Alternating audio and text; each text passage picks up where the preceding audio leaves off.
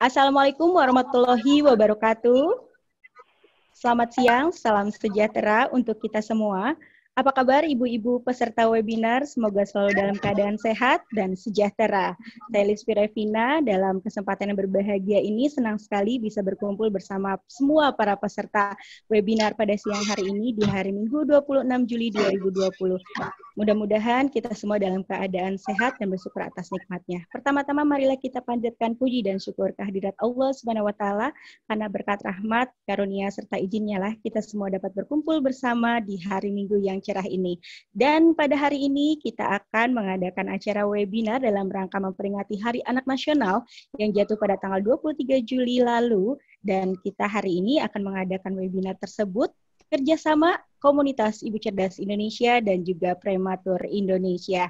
Baik, yang terhormat Ketua Umum Komunitas Ibu Cerdas Indonesia, Ibu Hajah Rati Sanggarwati SE. Apa kabar Ibu Rati? Semoga dalam keadaan sehat. Terima kasih. Alhamdulillah. Bu Rati ini kalau nggak salah di Jogja ya Bu ya?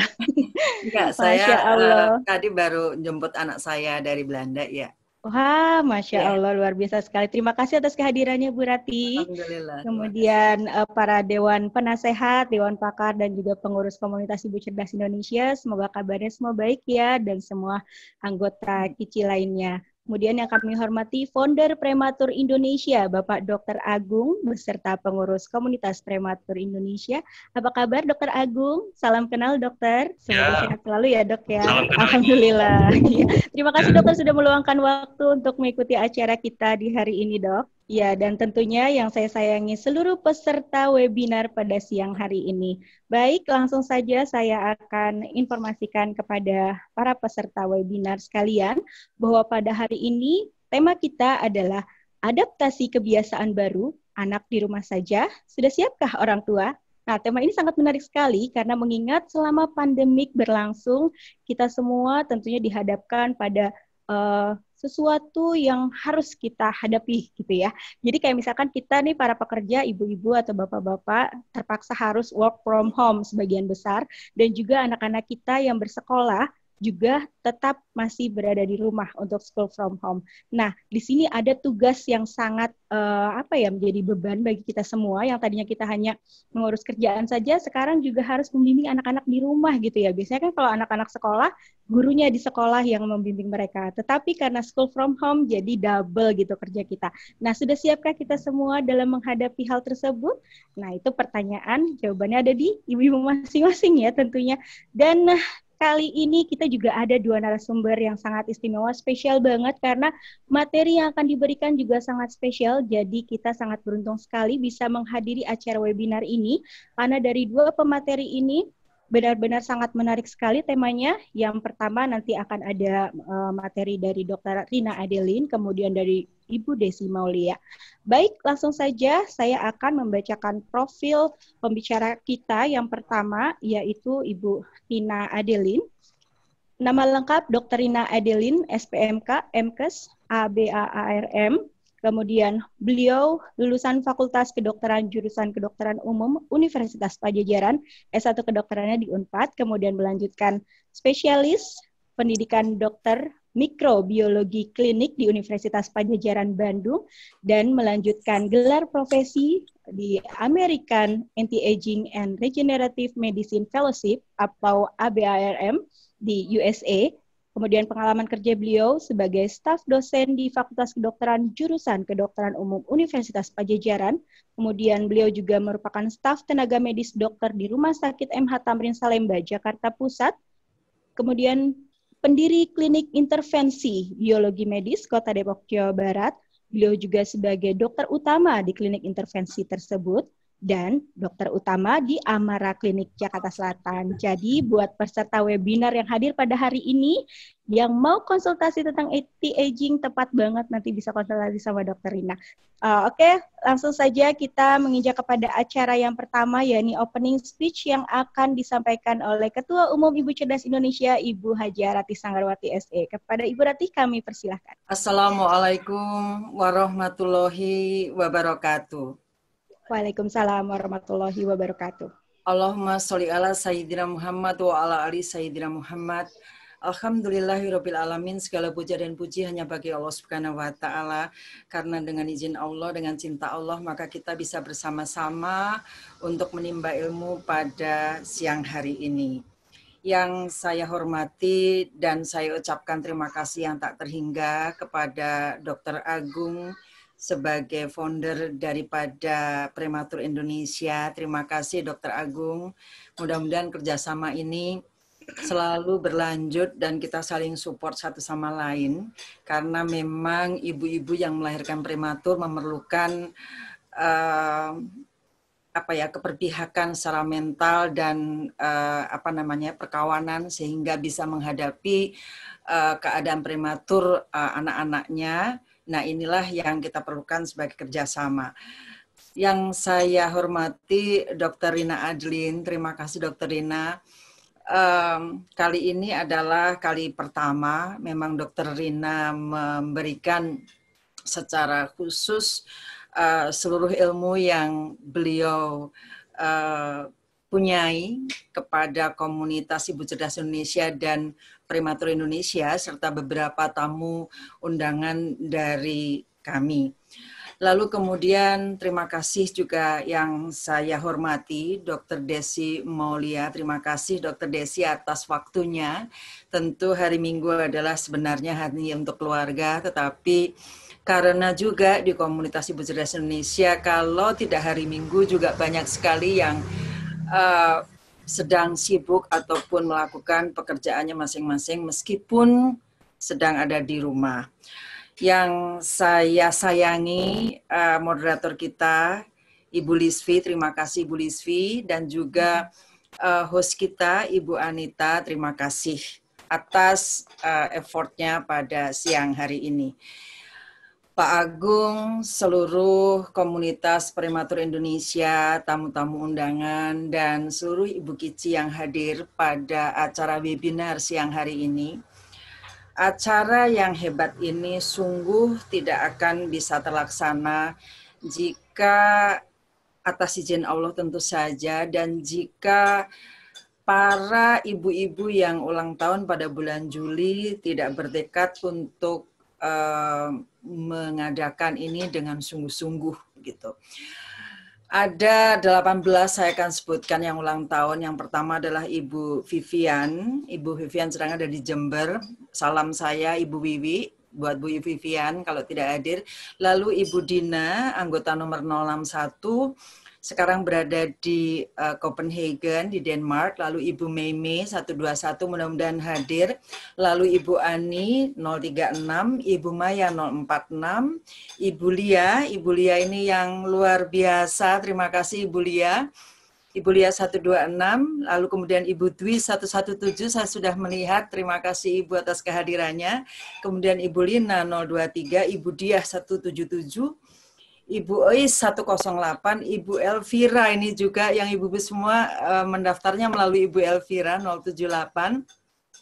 Lalu Ibu Lucia 168, Ibu Westri 082, Ibu Ovi 132, Ibu Iin 237, Ibu Arlita 028, Ibu Ati yang hari ini persis ulang tahun 005, dan Ibu Lupi juga yang bertanggung jawab terhadap besok kita akan pergi ke anak yatim adalah Ibu Lupi 013 yang kita ulang tahunnya baru nanti tanggal 30 Juli.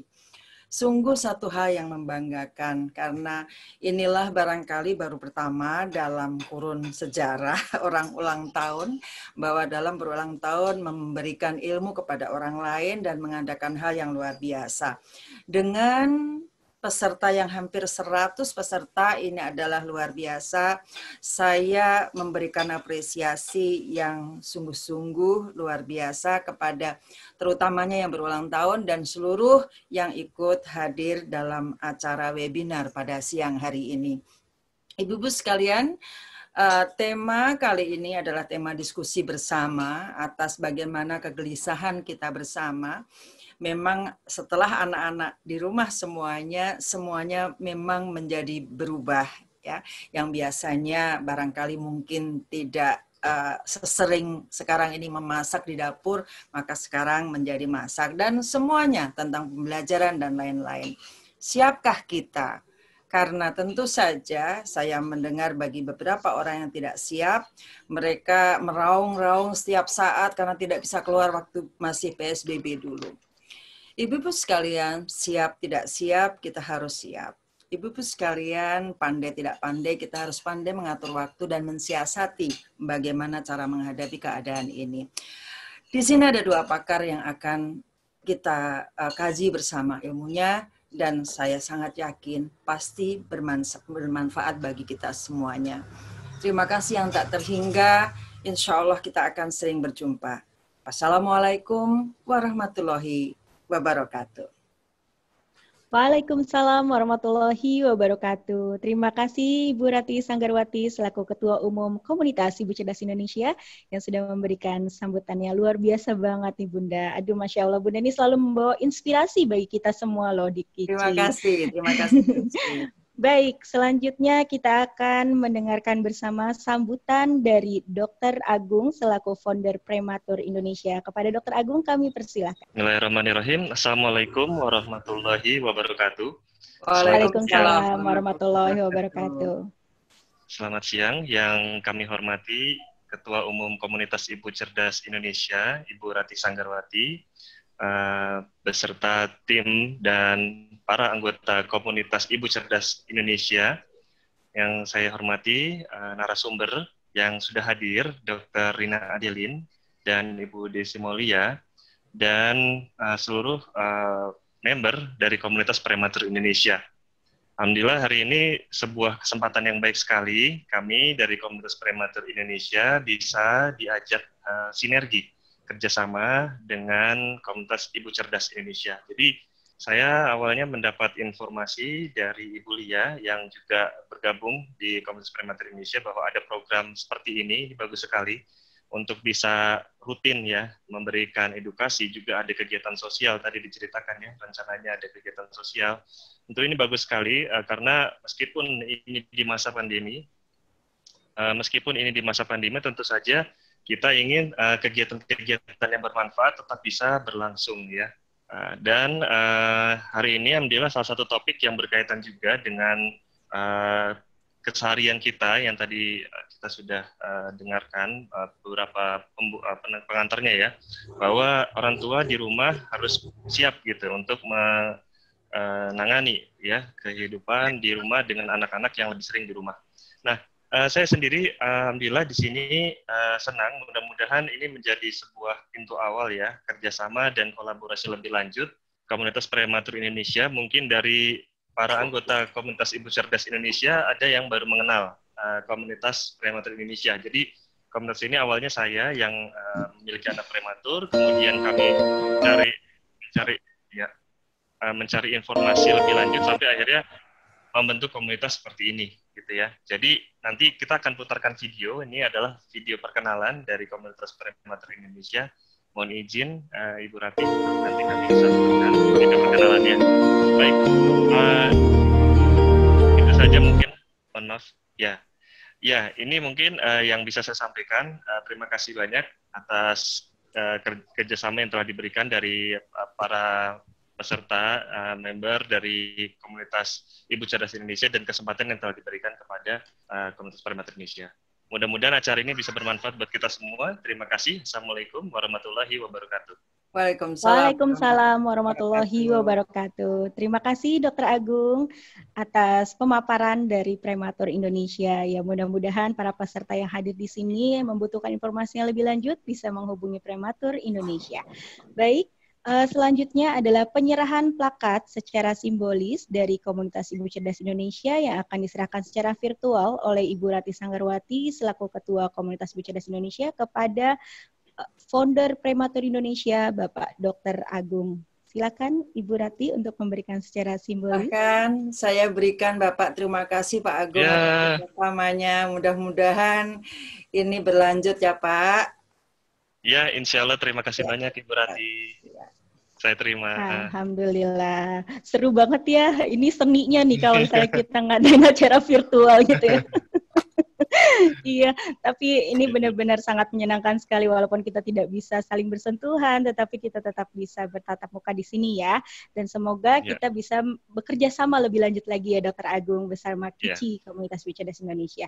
ya. Baik, para peserta yang saya sayangi, kita sudah memasuki acara untuk mendengarkan narasumber untuk memberikan materi yang sangat luar biasa sekali. Tadi di awal saya sudah sedikit menyampaikan tentang profil dari pembicara kita yang pertama. Namun saya akan bacakan kembali narasumber kita yang pertama, yaitu Dr. Rina Adeline, SPMK MKes ABARRM.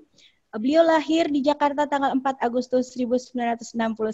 Sebentar lagi Bu Rina ulang tahun nih, diingetin ya Bu Rina. Iya, kemudian beliau menyelesaikan pendidikan S1-nya di Fakultas Kedokteran Jurusan Kedokteran Umum Universitas Padjadjaran Bandung, kemudian melanjutkan spesialis kedokteran, ya ini mikrobiologi klinik di Universitas Padjadjaran Bandung, kemudian melanjutkan gelar profesinya di American Anti-Aging dan Regenerative Medicine Fellowship atau ABRM di USA tentunya. Dan pengalaman beliau sebagai staf dosen di Fakultas Kedokteran Jurusan Kedokteran Umum Universitas Padjadjaran Bandung, staf tenaga medis Dokter Rumah Sakit MH Tamrin Salemba Jakarta Pusat. Beliau juga adalah pendiri klinik intervensi biologi medis di Kota Depok, Jawa Barat. Beliau juga dokter utama di klinik tersebut dan dokter utama di Amara Klinik Jakarta Selatan. Jadi buat para peserta webinar yang ingin tampil cantik, awet muda, dan pengen tahu anti-aging seperti apa, boleh konsultasi sama Dokter Rina gitu ya. Dokter Rina, apa kabar dokter? Alhamdulillah sehat. Sehat ya.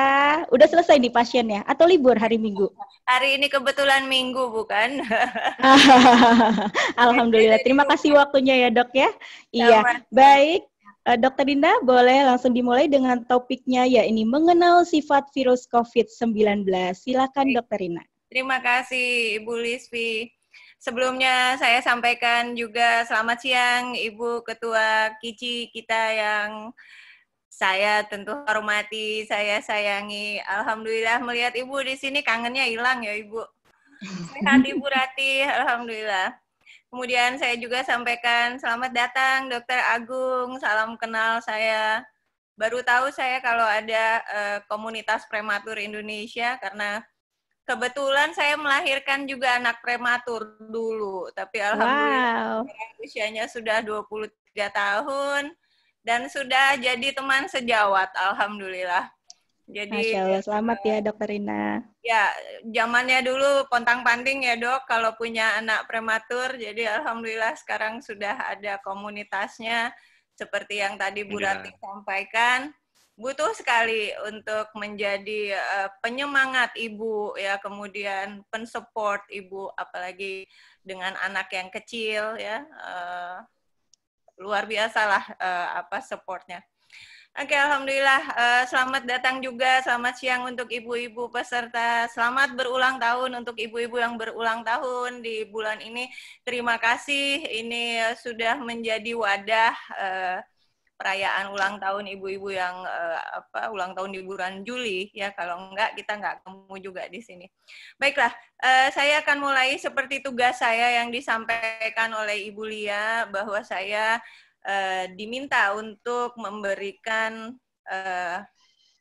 tentang sifat daripada virus COVID-19 ini dikaitkan dengan new normal nantinya ya, terutama juga terhadap anak-anak yang akan bersekolah kembali.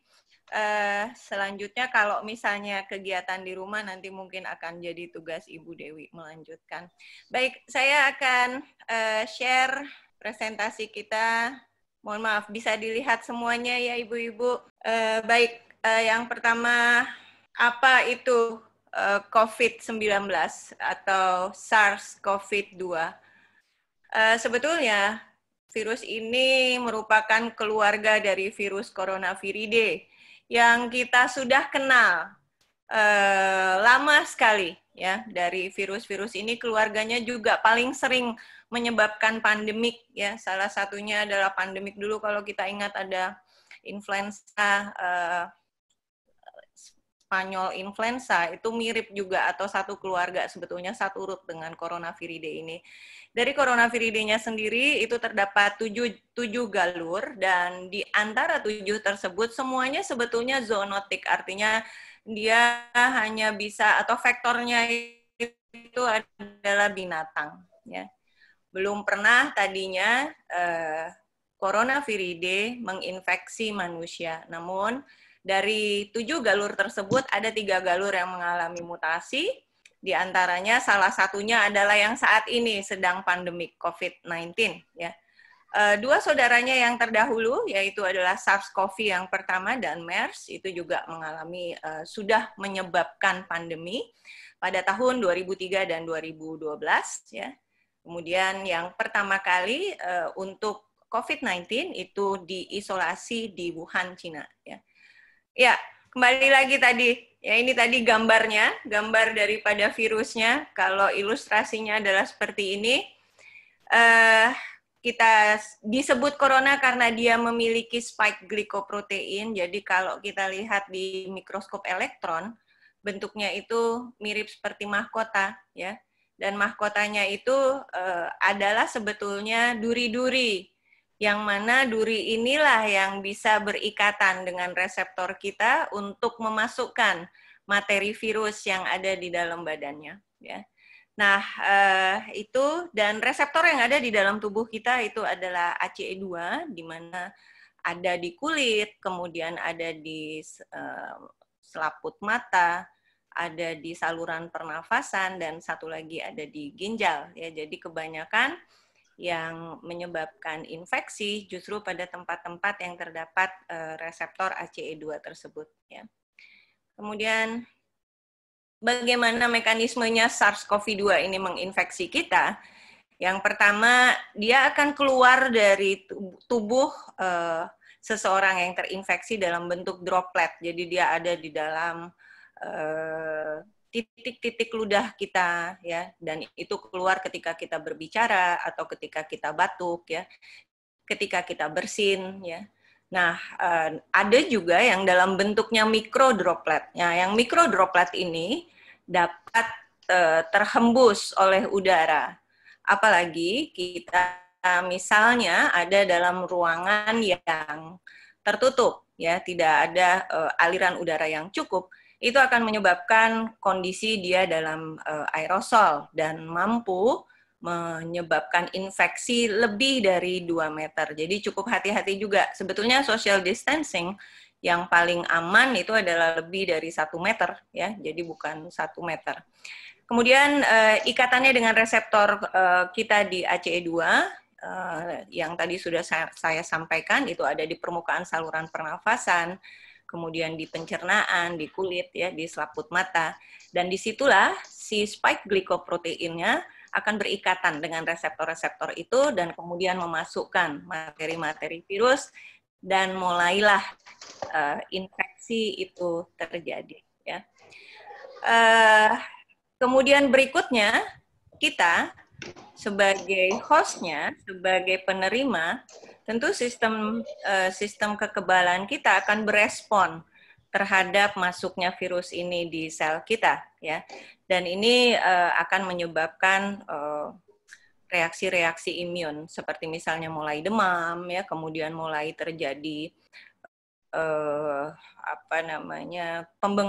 pembengkakan sistem kekebalan tubuh kita sehingga kita seringkali merasakan tidak bisa membau, ya, ataupun tidak bisa merasa, kemudian rongga mulut kita terasa kering kayak gitu, ya.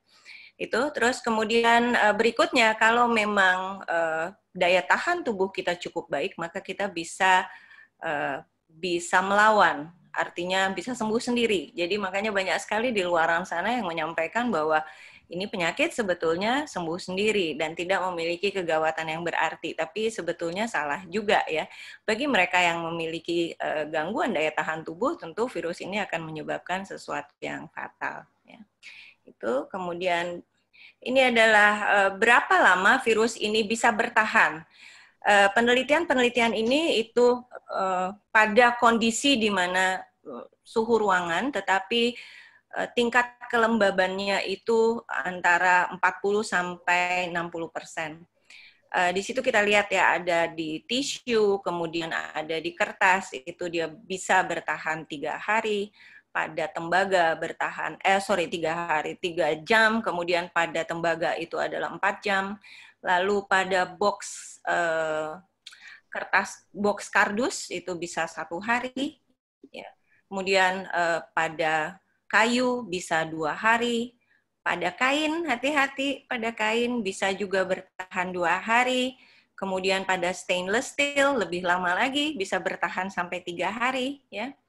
Kemudian pada kertas uang bisa bertahan sampai 4 hari, dan pada permukaan luar perlindungan kita, seperti pada permukaan luar masker, permukaan luar face shield, itu juga bisa bertahan bahkan sampai 7 hari. Jadi dari sini saja kita sudah bisa melihat ya, atau bisa memperkirakan apa yang harus kita lakukan apabila kemampuan hidup dari virus ini di permukaan-permukaan seperti yang ditampilkan penelitiannya. Namun di Indonesia ini tingkat kelembaban kita itu cukup tinggi, lebih dari 70 atau bahkan lebih dari 80%. Maka sebetulnya kalau dilihat dari situ, maka kemampuan hidup dari virus ini di permukaan di daerah kita mungkin akan lebih rendah dari ini. Jadi tidak seperti contohnya misalnya yang paling lama di sini adalah pada masker, di permukaan luar masker itu 7 hari. Mungkin di Indonesia jadi kurang lebih sekitar sepertiganya dari situ. Jadi antara 4 sampai 5 hari dia bisa bertahan pada permukaan luar masker, ya. Itu. Nah, gejala apa yang akan muncul dan faktor-faktor resiko apa yang akan muncul pada infeksi oleh COVID-19 ini? Gejala awal mirip sekali dengan influenza. Dimulai dari mulai gatalnya hidung, keringnya hidung, ya, kemudian saluran pernafasan. Kemudian yang paling khas kalau kita lihat dari data yang ada itu adalah justru hilang pembauan, ya, hilang pembauan dan hilang rasa. Itu. Kemudian mulai demam, ya. Pada hari-hari pertama sampai hari ke-3 atau ke-4 demamnya tidak terlalu signifikan. Biasanya hanya 36,7 atau 37,2. Nah, setelah hari ke-3 ke-4 mulai meningkat demamnya, bisa sampai ke 39 ataupun 40, ya. Kemudian gejalanya muncul sekitar 2-14 hari, maka kenapa yang namanya karantina itu dianjurkan adalah 14 hari, karena masa inkubasi atau masa pemaparannya yang paling lama adalah 14 hari. Ya. Kemudian faktor resiko pada orang-orang dengan usia lebih dari 45 tahun, karena daya tahan tubuhnya memang sudah menurun, kembali lagi karena aging, umumnya juga memiliki resiko tinggi untuk terkena COVID. Lalu kemudian mereka yang memiliki komorbiditas seperti misalnya diabetes mellitus, kemudian penyakit jantung, ya, hipertensi, atau penyakit gangguan-gangguan daya tahan tubuh, ya, seperti lupus, ya, kemudian seperti gangguan yang lain mungkin yang ringan lah, kayak autoimun yang ringan yang terkait dengan kulit, itu juga memiliki resiko tinggi untuk terkena infeksi oleh SARS-CoV-2, ya. Dan yang paling terakhir, yang paling akhir adalah balita, ya. Balita juga karena apa? Sistem daya tahan tubuhnya belum terbentuk dengan sempurna.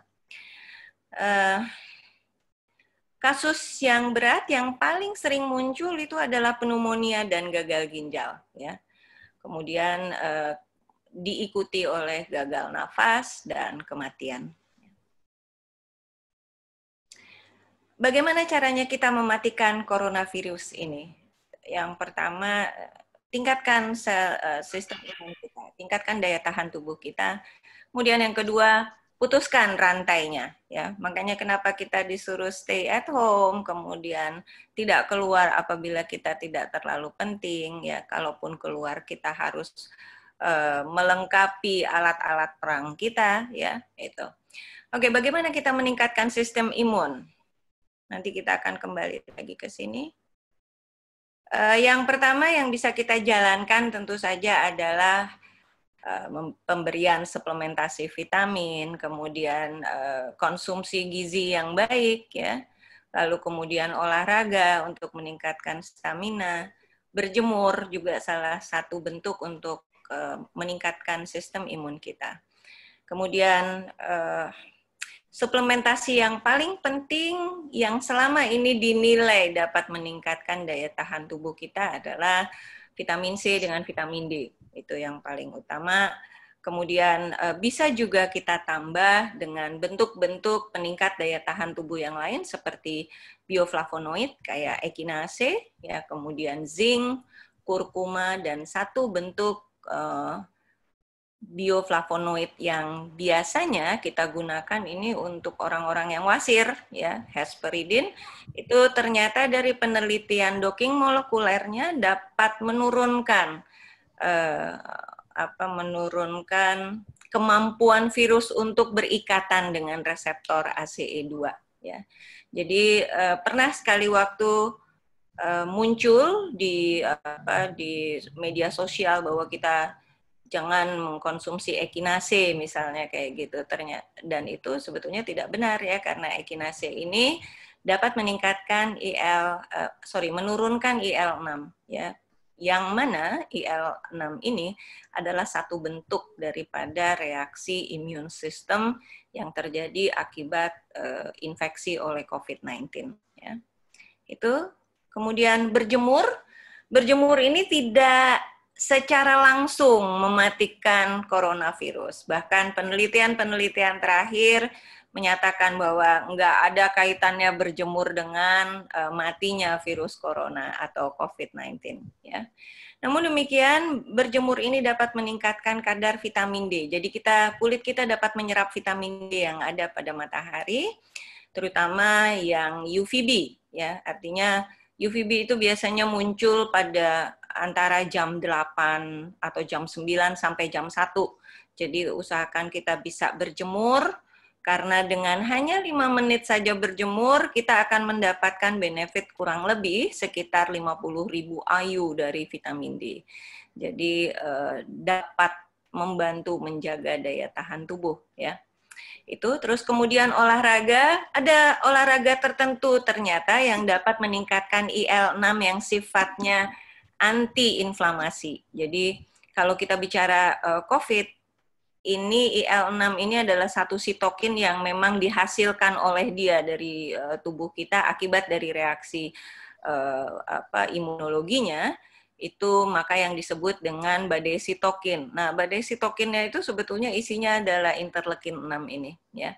Dan ada interleukin 6 sendiri ada 2 jenis. Ada yang sifatnya pro-inflamasi, jadi dia menyebabkan peradangan, dan ada yang anti-inflamasi. Nah, kita akan membutuhkan yang anti-inflamasi, IL-6 yang anti-inflamasi. IL-6 antiinflamasi ini akan dipicu oleh olahraga, tetapi khusus olahraganya. Olahraga yang sifatnya mesenterikal otot, artinya otot-otot perut yang kita kuatkan agar supaya IL-6 yang antiinflamasi ini muncul di dalam sistem tubuh kita, ya. Artinya olahraganya lebih tertuju kepada sit up, ya, kemudian kepada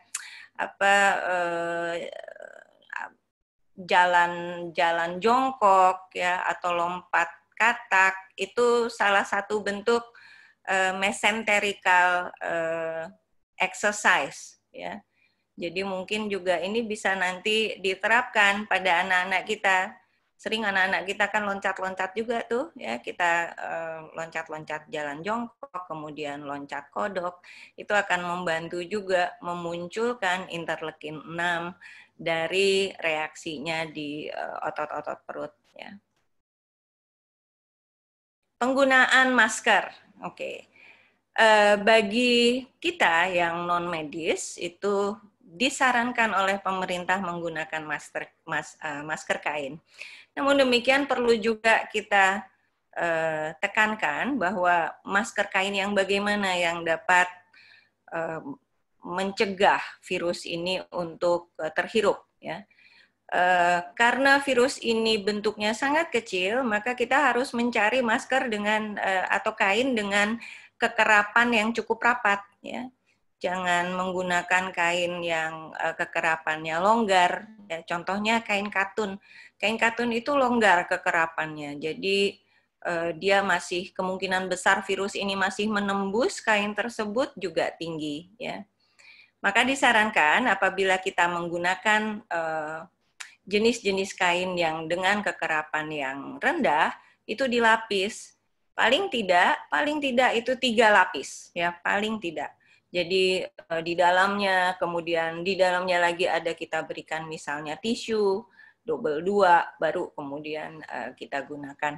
Itu adalah cara untuk mencegah dengan menggunakan masker kain. Ya.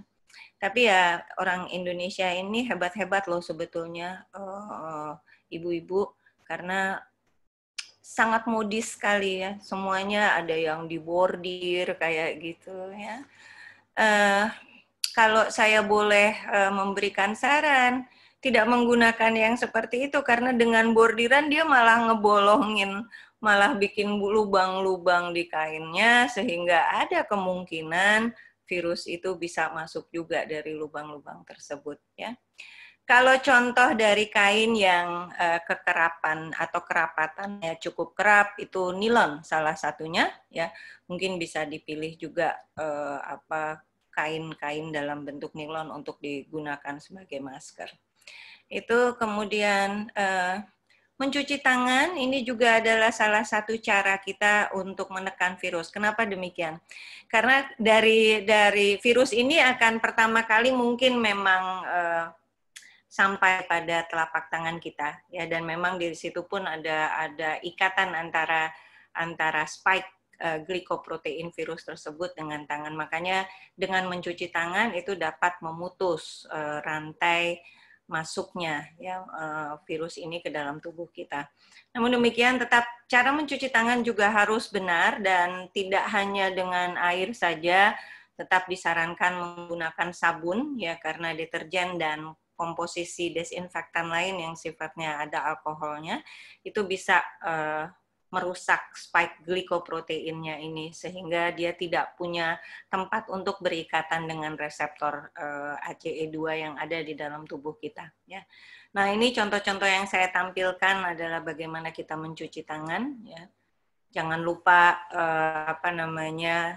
telapak, kemudian punggung tangan. Ini juga punggung tangan banyak sekali yang miss, banyak sekali yang terlewat. Kalau kita spraykan misalnya hand sanitizer, itu kadang kita lupa untuk spray yang di punggung tangan ya. Jadi kalau kita memang menggunakan hand sanitizer, lebih baik punggung tangan juga ikut.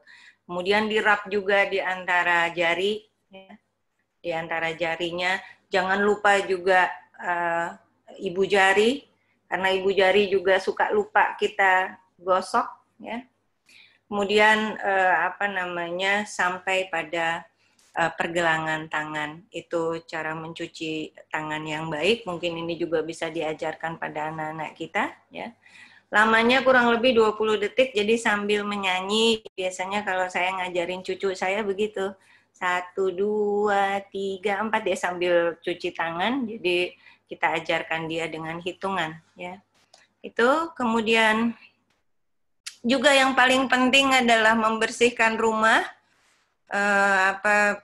terutama permukaan ya, karena tadi lamanya virus ini hidup pada berbagai permukaan itu bervariasi, terutama yang paling lama itu pada metal, pada kayu ya, kemudian pada kertas.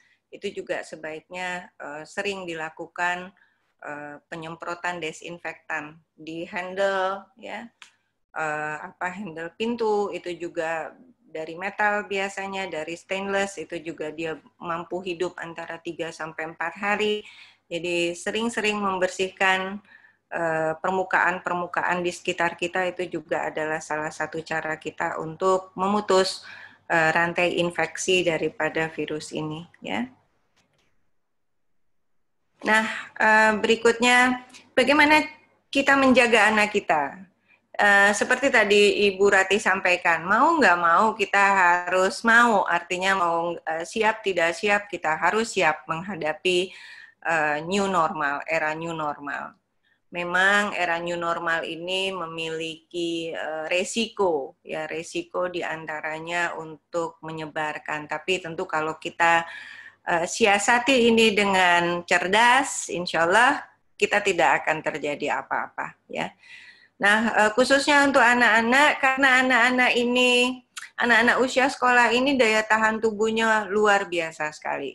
80% mereka belum memiliki gangguan-gangguan daya tahan tubuh, ya. Artinya potensi mereka untuk menularkan penyakit besar, ya. Terutama kepada orang tuanya tentu saja. Kalau di Indonesia ini kan kebanyakan juga begitu, ya, di keluarga ada nenek yang tinggal, ya. Kemudian ada mungkin kerabat yang sudah sepuh juga tinggal di rumah. Nah, ini berpotensi untuk anak-anak ini berpotensi untuk menularkan penyakit tersebut, penyakit COVID ini kepada mereka yang di atas 45 tahun. Untuk merekanya sendiri, untuk anak-anaknya sendiri, sebagian besar tidak mengalami gejala yang signifikan. Mungkin hanya flu biasa, ya, hanya flu biasa atau diare biasa. Tidak menyebabkan kegawatan yang berarti kebanyakan pada anak-anak seperti itu. Tetapi ya demi untuk tidak menyebarkan, maka kita pun harus mempersiapkan anak kita pergi ke sekolah. Ya tentu diantaranya adalah membiasakan mereka menggunakan masker atau face shield. Tapi kalau menurut pendapat saya jangan hanya face shield saja, tetap harus dibiasakan menggunakan masker, ya. Kemudian mengajarkan anak-anak kita dengan sering-sering cuci tangan atau bawa hand sanitizer kalau memang tidak ada air kayak begitu, ya. Kemudian pastikan juga di sekolah apakah sekolah siap untuk menjalankan era normal baru ini, seperti misalnya menyiapkan meja-meja yang sesuai dengan kaidah distancing, ya. Isi daripada kelas juga tidak boleh lebih daripada 60%, ya, seperti itu, ya. Kemudian harus juga menyiapkan fasilitas-fasilitas ketika sekolah ini istirahat, seperti tempat cuci tangan atau kantin yang baik, ya. Lalu mengajarkan anak-anak kita untuk tidak sharing tempat makan, ya, atau sharing alat makan. Jadi betul-betul disiapkan juga untuk itu. Kemudian mengajarkan anak-anak kita untuk sering minum, ya, salah satunya minum ini juga akan meningkatkan daya tahan tubuh karena kondisi dehidrasi atau kekurangan cairan malah bisa menyebabkan mudahnya infeksi ini untuk muncul, ya. Itu kemudian ya nutrisinya juga perlu diperhatikan, lalu pemberian suplemen terutama vitamin C dengan vitamin D untuk anak-anak, ya. Demikian. Tapi kalau saya pribadi lebih menyarankan tetap dilakukan home learning, jadi memang sekolah dari rumah, ya, masih. Tapi ya tentu tidak bisa lama-lama mungkin, ya, Oke, kita ikutin pemerintah aja mungkin, ya. Oke. Itu cara kita bagaimana kita menjaga anak kita di era sekolah di new normal. Berikutnya juga yang perlu diperhatikan adalah protokol masuk rumah, ya. Buka sepatu di luar, tetapi ini dari penelitian yang paling baru ternyata kecil sekali kemungkinannya COVID ini berdiam di sepatu kita kalau kita pergi, ya. Jadi misalnya tidak terlalu signifikan harus membersihkan sepatu, tapi sebaiknya buka sepatu di rumah, lalu kemudian menyemprotkan desinfektan kepada barang-barang yang kita bawa, terutama kain kita, ya, baju ini juga memiliki tempat atau merupakan surface yang cukup lama bisa virus ini bertahan. Kemudian kalau misalnya kita membuka baju, jangan, kebanyakan ada juga, ini bahkan sampai ke petugas medis, ya, dia ngebut bajunya, begitu dia pakai baju mau disimpan lalu dikebut dulu bajunya kayak gitu. Nah ini malah si virus-virus yang tertempel pada baju kita jadi lebih aerosol, jadi dia lebih terbang. Nah ini ketika dia lebih terbang dia malah bisa menginfeksi atau terhirup ya, dan ini juga yang bisa menyebabkan infeksi. Kemudian buang semua barang yang tidak perlu seperti masker atau tisu disposable, bahkan sebelum kita masuk rumah udah kita sediakan tempat sampah ya, di mana yang dilapisin dengan plastik.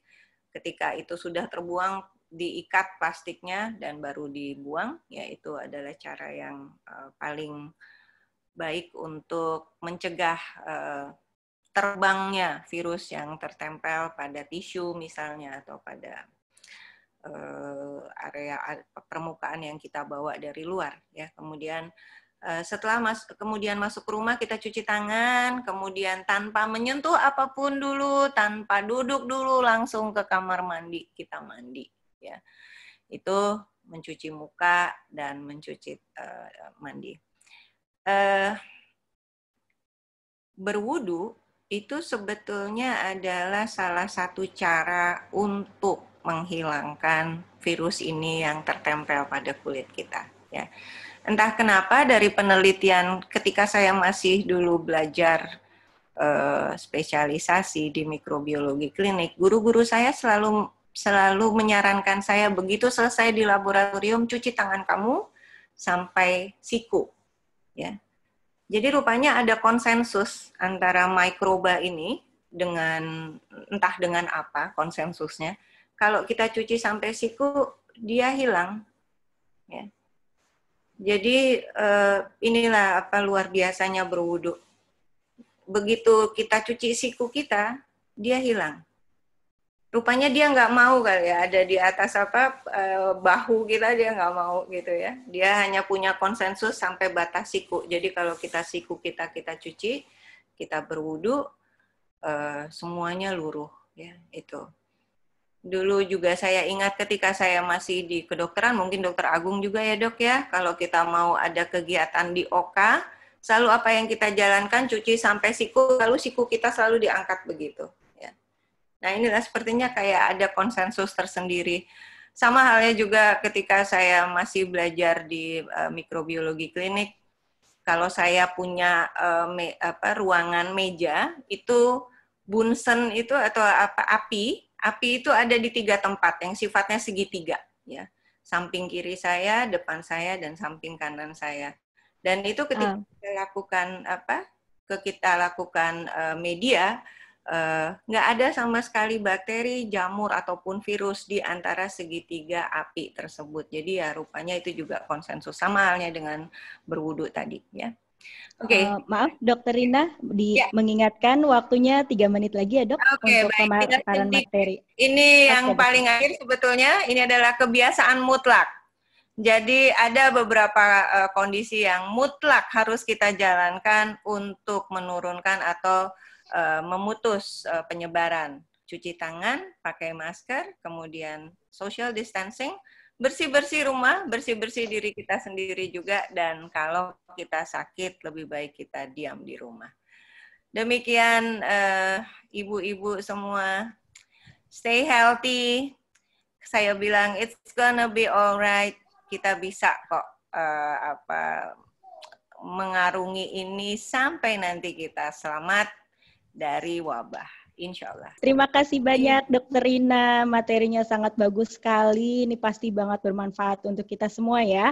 Baik, langsung saja kita akan buka Q&A, waktunya hanya 15 menit saja. Bagi para peserta yang ingin bertanya mengenai seputar COVID-19 ini kepada Dokter Rina, silakan untuk tulis di kolom chat atau dibuka speakernya untuk langsung bertanya kepada Dokter Rina. Silakan.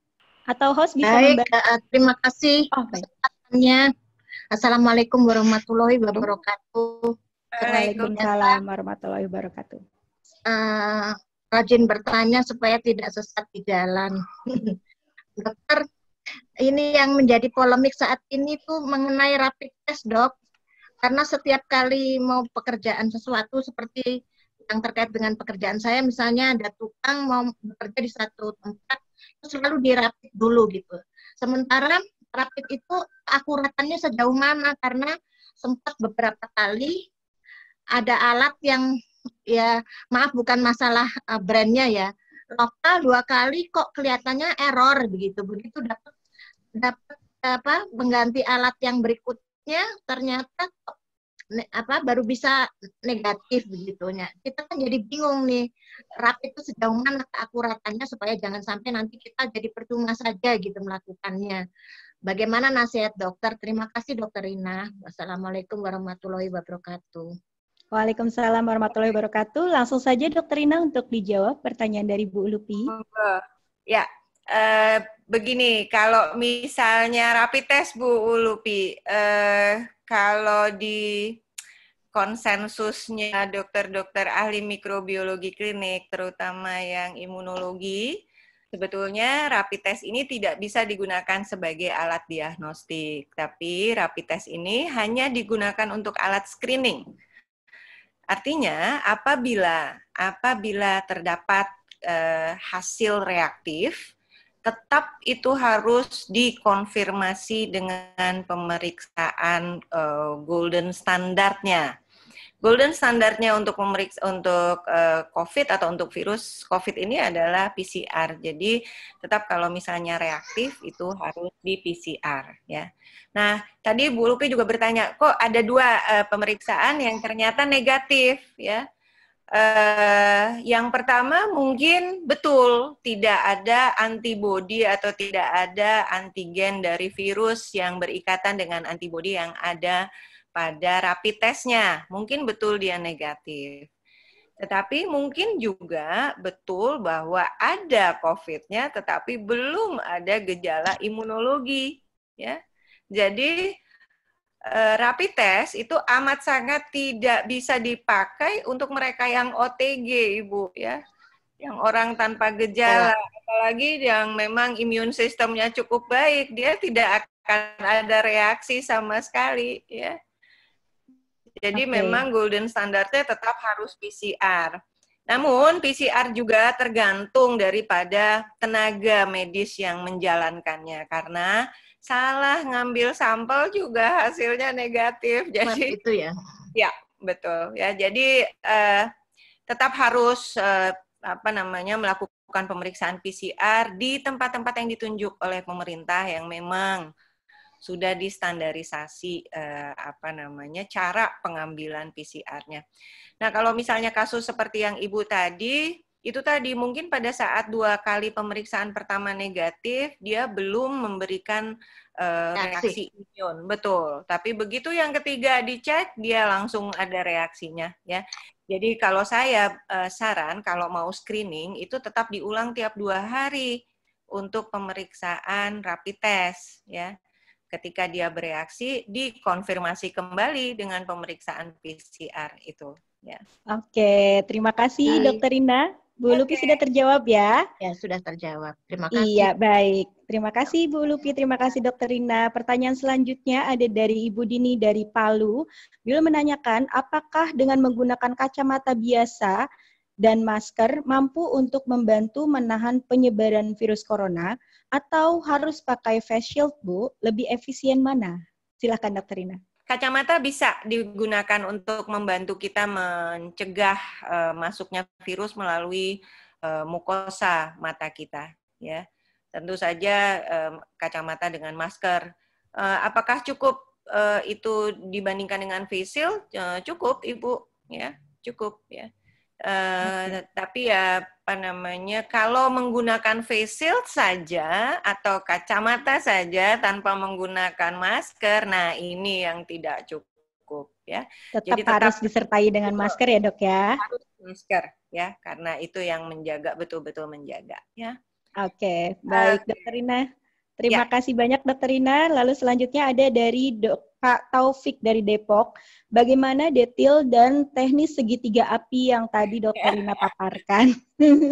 Oke, ini biasanya hanya digunakan di laboratorium, Bapak. Karena kalau laboratorium mikrobiologi klinik itu isinya kebun binatang dari mikroba. Ada virus, ada bakteri, ada jamur berseliweran kayak begitu.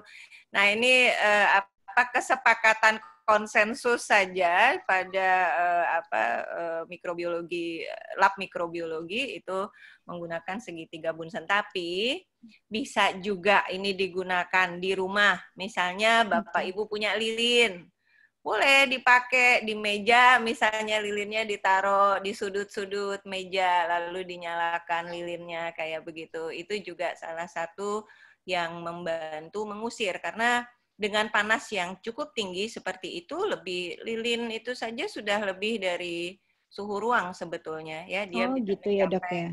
betul, bisa mencapai panas kayak 31, 32 derajat ya. Oke. Relatif. Baik.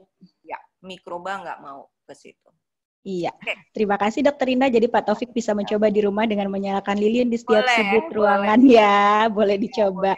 Oke, pertanyaan selanjutnya dari Ibu Dita dari Jakarta Timur. Dia menanyakan apa yang harus disiapkan untuk anak-anak jika nanti sudah mulai kembali belajar di sekolah, Dok. Oh, ini nanti dijawab oleh narasumber yang kedua kali ya. Karena Dokter Rina ini seputar COVID nih. Ya, betul. Selanjutnya ada dari Bapak Kusmayadi. Apakah ada deteksi dini kita atau anak terinfeksi COVID selain rapid, Dok? Kalau memang standar bakunya adalah melakukan pemeriksaan imunologi itu tadi, kayak swab PCR itu kan itu menggunakan DNA ya, jadi dia menggunakan materi genetiknya. Tapi kalau yang rapid itu menggunakan sistem imunnya. Sebetulnya seperti tadi yang saya sampaikan pada Bu Ulupi, bukan standar terapi atau bukan standar diagnostik untuk rapid test ya. Kalaupun mau rapid test dijalankan mungkin tiap 2 hari jadinya ya, seperti itu. Deteksi dini bagaimana? Yang dari gejala yang paling atau 80% muncul pada mereka yang sebelum kelihatan infeksi COVID-nya, itu adalah justru anosmia itu tadi, hilang pembauan, hilang perasa. Jadi kalau dia misalnya makan apa, dia merasa tidak enak, tidak mampu mencium yang wangi-wangi kayak begitu. Nah, itu umumnya 80% gejala yang muncul dari mereka yang terinfeksi COVID ya. Baru kemudian diikuti oleh demam kayak gitu. Oh, begitu ya, Dok ya. Oke, tapi memang cukup sulit ya untuk deteksi dini anak ya. Iya sulit. Betul dokter. Kadang-kadang juga tanpa gejala pun ternyata ada yang positif juga ya dok ya untuk COVID ini. Tanpa gejala ada yang positif ya. Baik, langsung saja kita ke acara berikutnya narasumber yang kedua. Namun sebelumnya saya ucapkan terima kasih Dokter Rina atas pemberian materinya pada siang hari ini, sangat bermanfaat banget buat kita semua. Baik, langsung saja saya membacakan profil pembicara kedua, yakni Ibu Desi Maulia, FC, MC Psikolog. Beliau lahir di Magelang tanggal 28 Desember 1982. Latar belakang pendidikan sarjana S1 Fakultas Psikologi Unika Sugija Pranata Semarang, kemudian melanjutkan S2 di Magister Profesi Psikolog, bidang pendidikan Universitas Gadjah Mada, Yogyakarta. Saat ini beliau bekerja sebagai Kepala Pusat Bimbingan Konseling dan Layanan Psikologi Lembaga Pengembangan Profesi di Universitas PGRI Semarang. Pengalaman kerja, asisten dosen pada beberapa praktikum mata kuliah, asisten pusat keberbakatan, kemudian pendamping psikolog kelas sains khusus bagi siswa talent, berbakat intelektual, kemudian asisten dosen untuk penelitian sekolah inklusi di Yogyakarta dan juga dosen Universitas PGRI Semarang. Baik, tak lama lagi silakan kepada Ibu Desi Maulia, kami persilakan untuk memberikan materinya. Baik, terima kasih Mbak Lisvi. Sama-sama Bu Desi. Oke, Assalamualaikum warahmatullahi wabarakatuh. Yang terhormat Dr. Agung, yang selaku founder Prematura Indonesia. Lalu yang saya hormati Ibu Ketua KICI Ibu Ratih Sanggarwati. Kemudian juga narasumber yang keren sekali Ibu Rina, terima kasih tadi ilmunya, sharing ilmu yang luar biasa. Dan juga teman-teman dari Prematur Indonesia maupun dari KICI, salam kenal. Dan tadi Dr. Agung setelah menayangkan video ya profil dari Prematur Indonesia yang mengandung bawang gitu.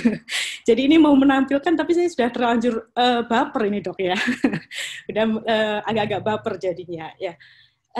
Ya itu sekilas itulah Bapak dan Ibu tentang Prematur Indonesia. Memang kami berjuang bersama-sama di sini dengan posisi yang kami sebagai edukator bertugas untuk mengajak teman-teman mengedukasi baik secara kesehatan maupun psikologis maupun hal-hal yang lainnya berupa dukungan-dukungan itu kepada para member di Prematur Indonesia. Baik, sore ini suatu kehormatan bagi kami bagi saya bisa membagikan beberapa ilmu ya, dan apa yang saya bagikan hari ini bukan karena saya lebih pakar ataupun saya udah lebih expert, karena yang namanya menjadi orang tua ini adalah pembelajaran seumur hidup. Belum ada kan yang lulus kan ya menjadi orang tua ya. Pasti ya begitu jadi orang tua, masih menjadi orang tua, menjadi kakek nenek juga. Artinya setiap saat kita akan terus belajar di sini. Nah, baik, karena ini terkait dengan kebiasaan baru yang akan kita bentuk, maka izinkan saya share satu video ya. Kalau kali ini videonya tidak mengandung bawang ya, dan ini bisa dibagikan nanti kepada anak-anak kita, entah itu yang di usia masih anak-anak ataupun nanti kepada cucu kita. Ini bisa ditayangkan nanti. Baik, saya tayangkan dulu.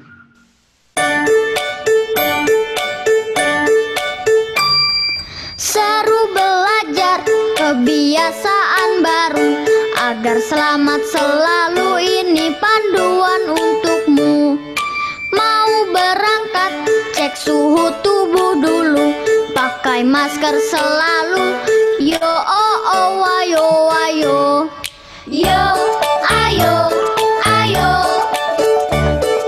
yo ayo ayo. Saat di jalan jaga jarak tubuhmu, jangan gandengan dulu. Yo oh oh ayo ayo.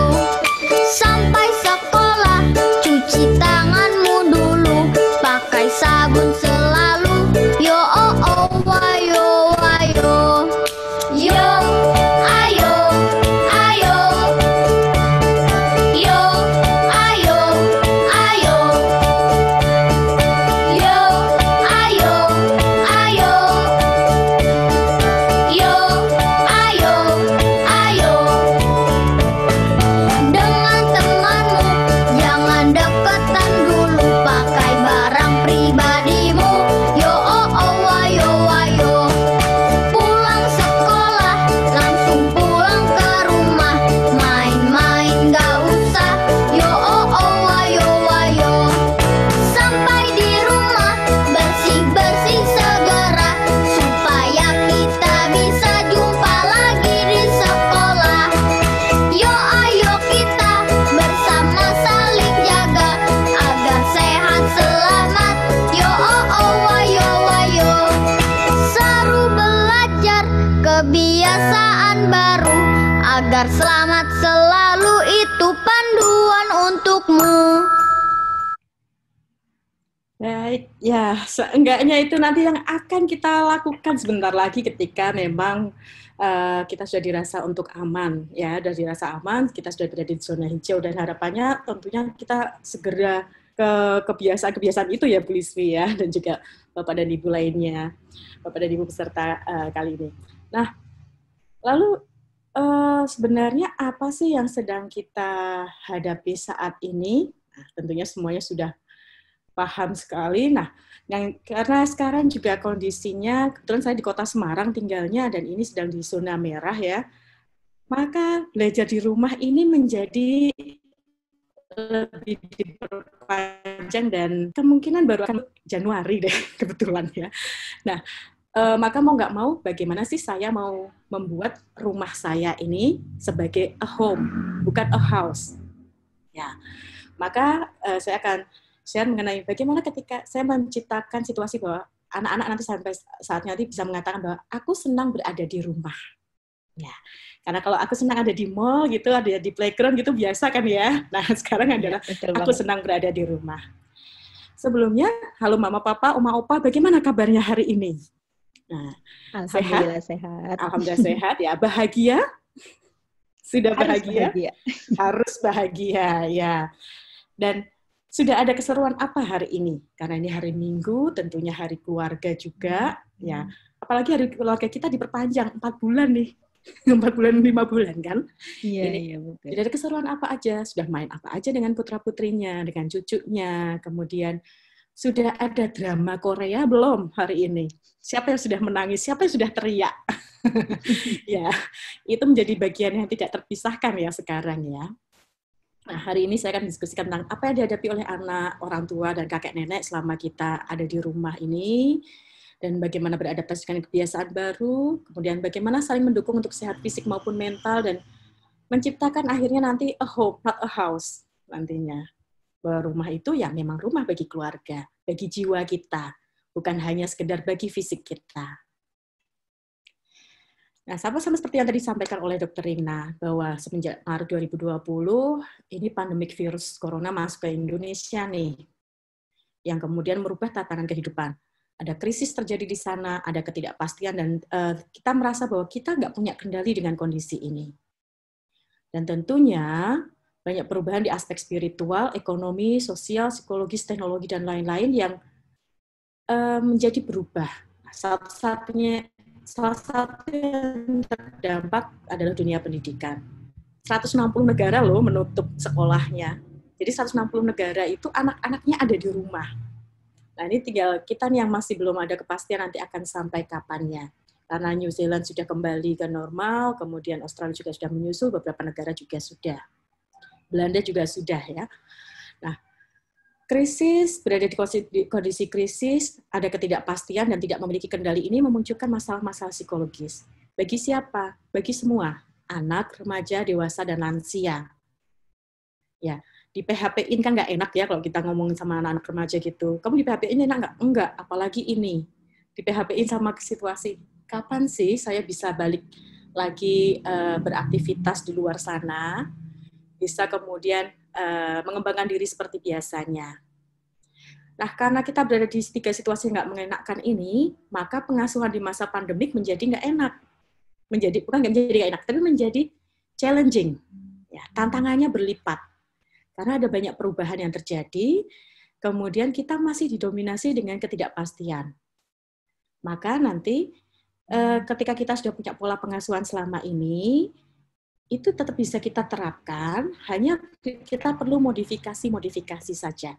Dan karena kita bicara yang lepas dari pengasuhan juga nantinya, tiap-tiap keluarga punya nilainya masing-masing, ya, punya cara dan stylenya masing-masing. Jadi apa yang saya sampaikan di sini bukan berarti kemudian mutlak diberikan, kita ambil saja prinsip-prinsipnya nantinya. Nah, sebelum kita masuk ke karena pengasuhan ini melibatkan semuanya ada di rumah. Teman-teman prematur Indonesia apalagi nih ya nantinya kan biasanya anaknya masih di usia yang masih dini nih. Kita kenali dulu yuk kebutuhan apa yang terjadi pada anak kita, apa yang terjadi pada anak-anak di masa sekarang ini. Dengan sekolah yang ditutup, anak-anak akhirnya kehilangan rutinitas. Mereka terputus dari interaksi rutin antara anak guru dengan anak dengan teman-temannya. Kayak 3 tahun ini saya melakukan penelitian di anak usia dini ya.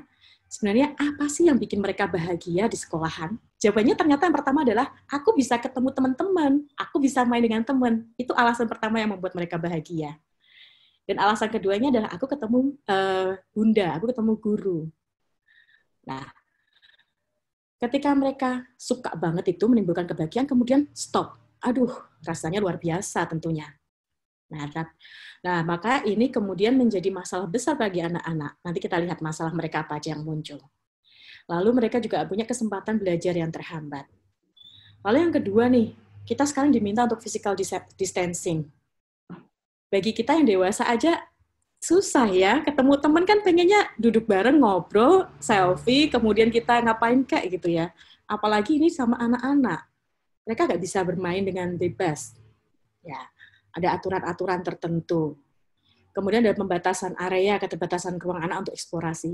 Sebenarnya kalau kita mau boleh nih di kondisi normal, mau belajar tentang binatang, kita ajaklah anak-anak ke kebun binatang. Mereka bereksplorasi. Atau ajak di depan kebun kita gitu ya. Anak-anak kemudian bisa ambil tanaman, lihat binatang-binatang yang ditemuinya. Tapi sekarang ada pembatasan area. Kita nggak bisa kemana-mana sesuka hati kita. Walaupun tersedia sarana untuk ke sana.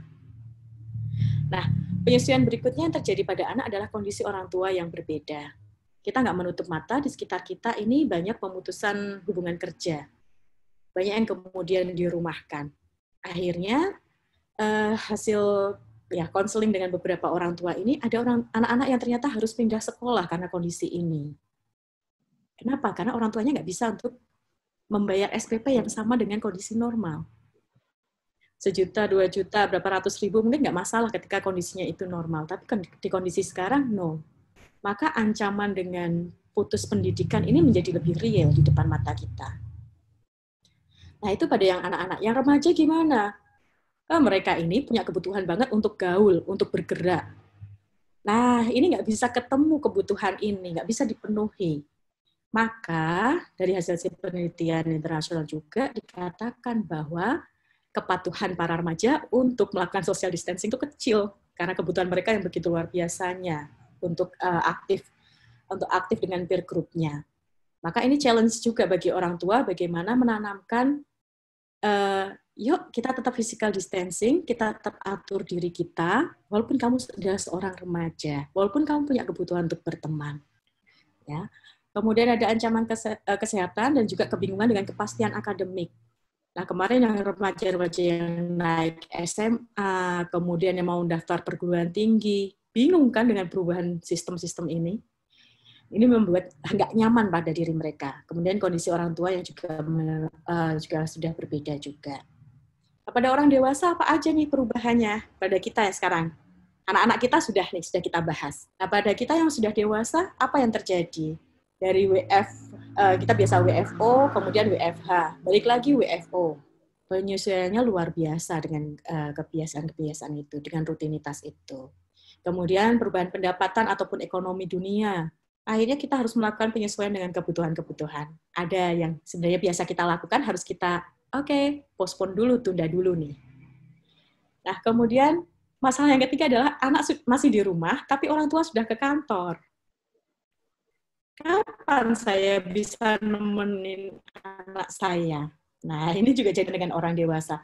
Pulang kantor, saya masih sudah capek, masih harus membersamai anak untuk belajar.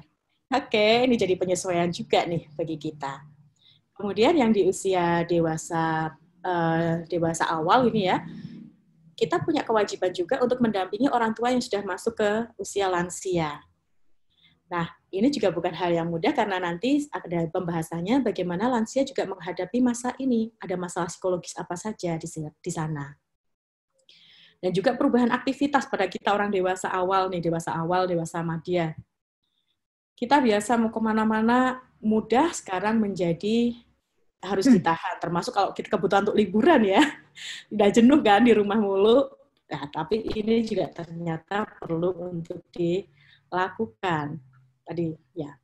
Nah, bagi lansia apa yang dialami oleh lansia di sini? Ada isu kesehatan. Dengan kondisi-kondisi kesehatan yang mungkin menjadi tidak sefit di usia sebelumnya, lansia menjadi lebih rentan dalam kondisi ini. Di satu sisi, akses kesehatan itu menjadi lebih terbatas. Ada rasa was-was kalau kita mau ke layanan kesehatan. Apalagi bagi yang kotanya menjadi kota yang merah dan dekat dengan rumah sakit rujukan.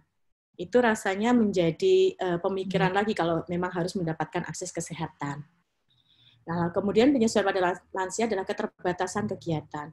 Kita tahu, bagi lansia, memiliki kegiatan itu adalah satu hal yang berarti. Karena dengan kita terlibat dalam suatu kegiatan, kita menjadi memiliki makna. Kita menjadi tahu, saya hari ini mau ngapain, saya bisa menciptakan apa.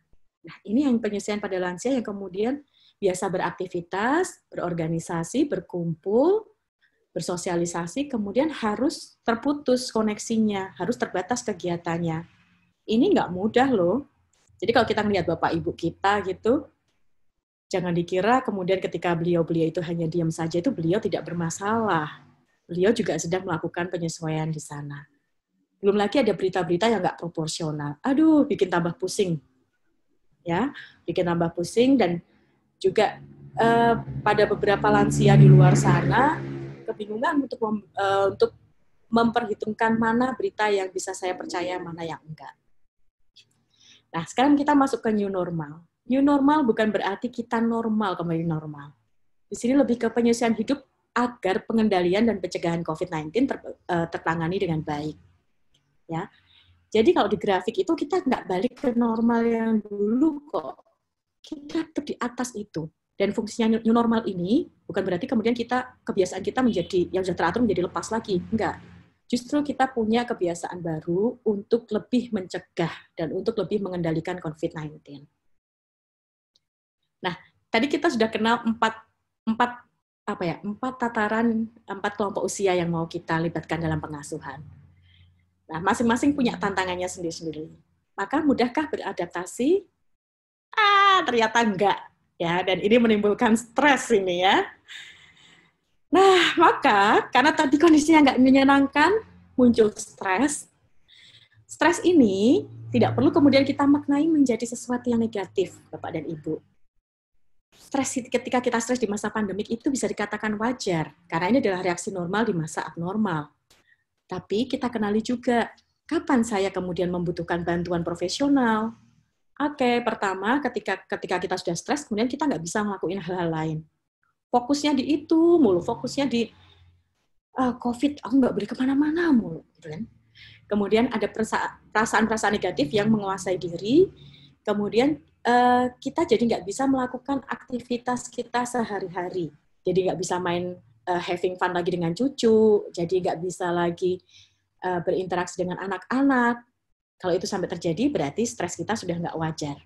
Atau kalau enggak, anak kita jadi sasaran kemarahan kita mulu itu. Wah, itu berarti, oke. Ya, kita harus...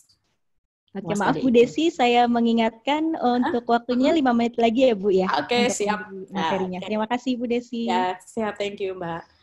Nah, Papa, Mama, Oma, Opa, teman-teman gitu ya, ada bahasan yang jarang dikaji ya di luar sana, jarang dibicarakan. Tapi ini terjadi, yaitu anak-anak kita itu ngalamin stres loh. Tanda-tandanya apa? Kita lihat yuk 4 bulan ini jadi mudah marah nggak? Mudah nangis nggak? Nah, kemudian anak-anak ini sebenarnya korban juga kemarahan orang tuanya. Nah, kalau bahasanya Mbak Anita nih, ya Mbak Anita Hos nih, aku tuh bisa apa gitu kan? Jadi anak-anak gitu. Ya paling kecil sendiri, ya sudahlah. Kemudian mereka ini yang mengalami stres ini, mereka itu nggak ngerti apa yang terjadi pada dirinya, dan nggak tahu cara mengekspresikannya secara adaptif. Apalagi cara menyelesaikannya. Maka yang mereka bisa adalah marah, menangis, dan kemudian bisa jadi tantrum kan di sana. Nah, apalagi kalau pas di kondisi nomor 1, 2, 3 itu, orang tua dan orang dewasa di sekitarnya menolak perasaannya. Kamu ngapain sih nangis? Udah nggak usah nangis. Anak kok nangisan sih? Aduh, aku udah lagi bingung, ditolak sama sekitarku. Maka yuk, kita lebih aware lagi. Cek ya nanti ya ke putra-putri kita ataupun ke cucu-cucu kita. Ngalamin ini nggak? Tangisan berlebihan pada anak, yang tadinya sudah apa-apa berani sendiri, kemudian minta digandeng. Kemudian atau ngompol jadinya. Ya, kemudian jadi sedih berlebihan, makan nggak teratur, menghindari tugas, ya harusnya sesi Zoom nih, kabur anaknya. Maka itu tanda-tanda juga bisa nih. Ya, kemudian hilang minat kita, sakit dengan sumber yang nggak jelas. Mama, aku sakit perut. Perasaan nggak ada salah makan apa-apa gitu kan? Oke, kita cek lagi nanti. Kemudian ada perilaku yang nggak sesuai. Nah, kalau ini tanda-tanda stres pada orang tua nih. Biasa familiar dengan meme ini, ya bu guru saya nyerah main guru-guruan, gitu kan. Saya nggak ada bakat jadi guru. Ya. Yang ada adalah merusak hubungan antara saya dan anak, gitu kan. Nah, pernah ada meme ini. Nah, terus ini ekspresi emak nih waktu ditanya kalau nilainya jelek nih. Ya, para ibu pun juga mengalami kondisi-kondisi yang berat. Para ayah juga sama. Nah, pada lansia bagaimana? Juga sama. Yuk kenali juga tanda stres pada lansia. Ada nggak sedih yang berlebihan, memori yang berkurang cepat, muncul kecemasan untuk mengakses fasilitas kesehatan, menolak beraktivitas, kemudian khawatir berlebihan dengan anak cucu, merasa nggak berdaya, kemudian ketakutan besar untuk terpapar wabah. Memang ya ini bukan masa yang mudah untuk kita bersama. Ya, maka yang bisa kita lakukan, ayo saling bergandengan tangan, kita kembalikan lagi. Karena ini adalah Hari Anak, ya. Kita kembalikan lagi bahwa anak-anak kita bisa aktif pada 6 aspek ini. Teman-teman yang dari komunitas prematur Indonesia, yuk jangan lupa juga bahwa mereka, yuk kita kembalikan bahwa anak-anak kita juga bisa nantinya seperti anak-anak yang atom yang cukup bulan, mereka bisa optimal pada 6 aspek ini. Nah, ini nanti karena tujuan kita nanti anak yang terlindungi Indonesia maju sesuai dengan tema Hari Anak Nasional kita ya. Maka bagaimana kita mau mengatasinya untuk papa mama ya, bantu anak mengenali emosi dirinya, kemudian bantu untuk mempertahankan rutinitasnya, bangun kelekatan dari komunikasi positif, terus terkoneksi dengan teman, guru, dan saudara, beri jeda pada diri untuk tidak spontan bereaksi terhadap perilaku anak. Anaknya ngapain? Oke, mama papa tahan diri dulu. Ya, nanti baru bereaksi. Ini nanti bisa sambil dibaca, nanti akan saya bagikan, silakan nanti yang bisa dilakukan oleh orang tua. Orang tua itu contoh, ya. Kemudian, yuk selama di rumah kita bagi peran, ya semuanya harus dilakukan oleh orang tua. Kita juga kasih kepercayaan ke anak bahwa dia bisa melakukannya.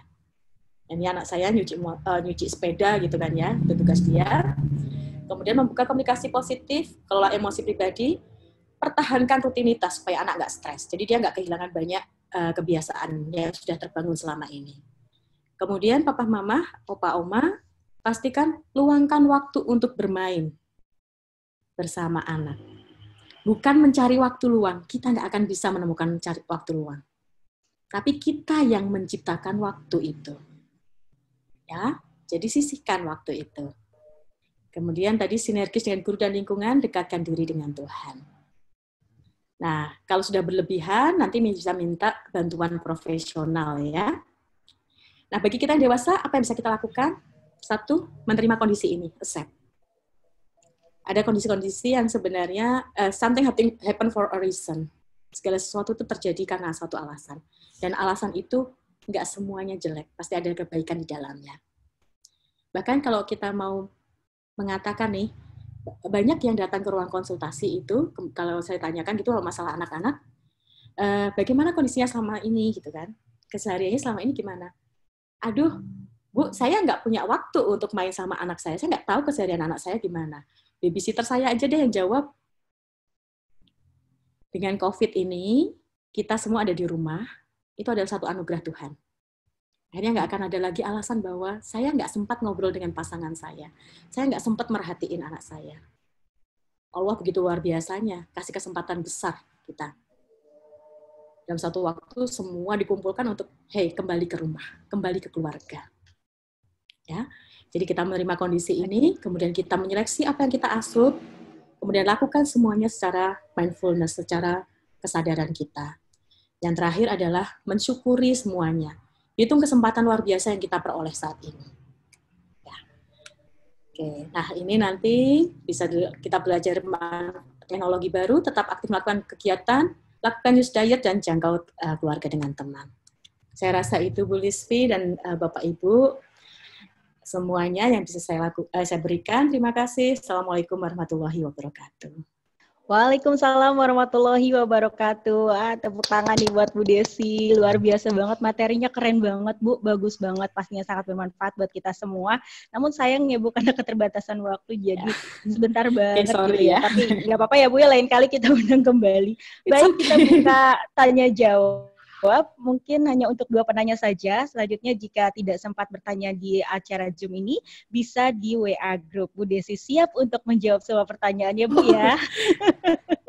Walaupun jauh di mata di Semarang, tapi dekat di hati ya Bu ya. Ya. Baik, di sini sudah ada pertanyaan di kolom chat. Saya bacakan saja ya Bu. Beban psikologis untuk orang tua sangat tinggi dengan begitu banyaknya tekanan dan tuntutan di masa pandemi ini, terutama kepada orang tua yang mendampingi anak-anak sekolah dari rumah. Adakah teknik-teknik yang bisa dilakukan agar bisa lebih rileks dan mengurangi ketegangan? Saya sendiri jadi lebih sering migrain dan asam lambung naik. Wow, ini pertanyaannya luar biasa dari Ibu Susanti. Silakan Ibu Desi langsung dijawab. Ya. Oke, nah kita soal dulu ya yang belakang ya, bagian belakang sendiri, migrain dan asam lambung naik. Iya. Dokter Rina akan banyak menjawab ya, Dok.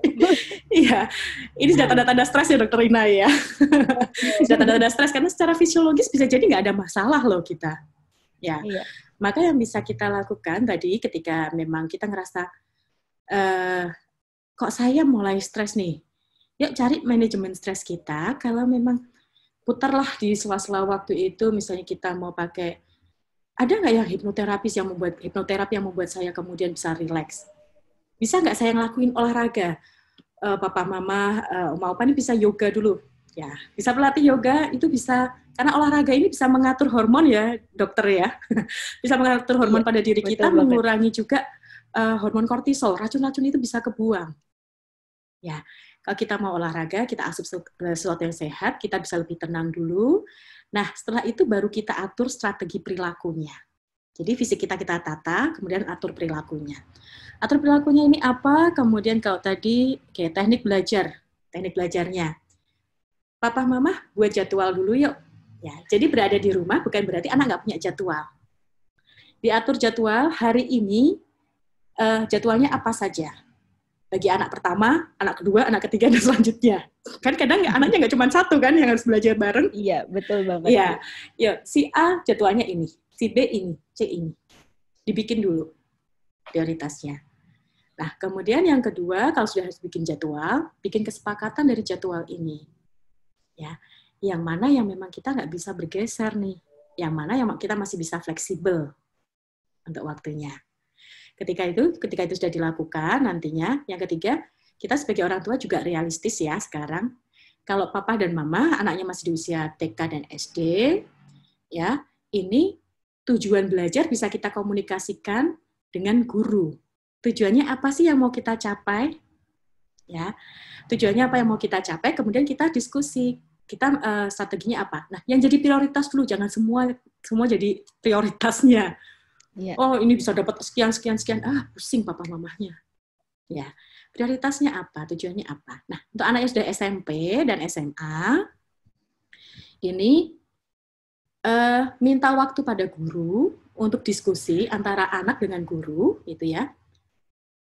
Bu guru, Pak Guru, tujuan kita belajar 1 semester ini apa? Yang pelajaran ini apa yang mau dicapai? Yang ini apa? Ya, jadi tujuan belajarnya sepakati dulu antara yang mau ngajar dengan yang mau diajar dengan juga papa mamahnya. Itu membuat kita menjadi lebih realistis dan nggak terlalu banyak beban di sini. Oke, baik. Terima kasih banyak Bu Desi. Ya. Wow, sudah terjawab ya Ibu. Nah, satu lagi nih pertanyaannya dari siapa ini? Oh, sudah tidak ada. Mungkin dilanjut di WA Group ya. Baik, karena waktunya sudah di ujung acara ya Bu ya. Jadi kita akan lanjut nanti pertanyaannya itu di WA Group saja. Baik, terima kasih banyak atas waktunya Ibu Desi yang sudah memberikan materi yang sangat bagus banget, sangat menarik. Ini acara webinarnya luar biasa banget ya Ibu-ibu sekalian. Dan untuk acara selanjutnya yakni foto bersama kepada Ibu Lia, sudah siap untuk kita foto bersama ya Bu ya? Ibu Rina dan Ibu Desi kami ucapkan terima kasih. Sama mohon maaf untuk kekurangannya. Webinar ini. Lain waktu kita bisa undang lagi ya Bu ya? Insya Allah. Dan untuk foto bersama kepada Ibu Rati Sanggarwati, boleh untuk membawa plakatnya lagi Bu? Karena tadi belum sempat difoto saat penyerahan plakat kepada Dr. Agung dari Prematur Indonesia. Terima kasih yang tak terhingga kepada Prematur Indonesia. Insya Allah mudah-mudahan bermanfaat sekali. Allah mengizinkan hari ini kita belajar banyak sekali. Dokter Rina luar biasa, sangat bahasanya sangat dimengerti. Alhamdulillah biasanya Dokter Rina itu penuh dengan istilah-istilah kedokteran, tapi kali ini saya bisa paham betul. Lalu Ibu Desi, alhamdulillah saya suka sekali videonya Ibu. Saya membayangkan gitu bahwa untuk cucu dan anak-anak itu luar biasa, dan saya akan posting di Facebook saya Ibu ya. Ya. Boleh, mudah-mudahan. Dan di IGTV saya insya Allah. Ataupun juga nanti Humas akan menayangkan di IG dan Facebooknya Kici Ibu untuk itu. Baik, welcome kepada ibu-ibu prematur Indonesia jika ingin bergabung kepada komunitas Ibu Cerdas Indonesia. Karena bagi kami menjadi cerdas adalah pilihan, mencerdaskan orang lain adalah kewajiban. Cerdas dari kata cekatan, empati, religius, disiplin, amanah, dan santun. Terima kasih. Sudah dapat fotonya, Bu Anita, sampai panjang. Sudah, Ibu Ratu, sudah. Terima kasih. Oke, baik. Terima kasih Bu Rati Sanggarwati selaku Ketua Umum Komunitas Ibu Cerdas Indonesia. Dan saya juga Lisfi Revina. Mohon maaf jika ada kesalahan dalam penyampaian atau kekurangannya. Dan saya kembalikan kepada host. Namun sebelumnya saya ucapkan terima kasih kepada Prematur Indonesia atas kerjasamanya beserta Komunitas Ibu Cerdas Indonesia dan juga atas kehadiran dari para peserta webinar hari ini. Silakan Ibu Anita. Baik, terima kasih banyak Ibu Lisfi. Wah, kita tepuk tangan dulu yuk untuk acara siang hari ini yang keren banget.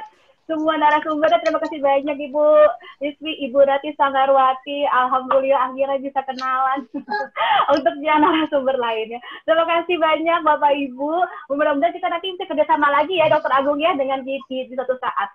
Baik, sekian dari saya. Sebagai Tauhid wal Hidayah, wassalamualaikum warahmatullahi wabarakatuh. Sampai jumpa. Waalaikumsalam warahmatullahi wabarakatuh. Terima kasih Bu Anita. Terima kasih semuanya. Terima kasih.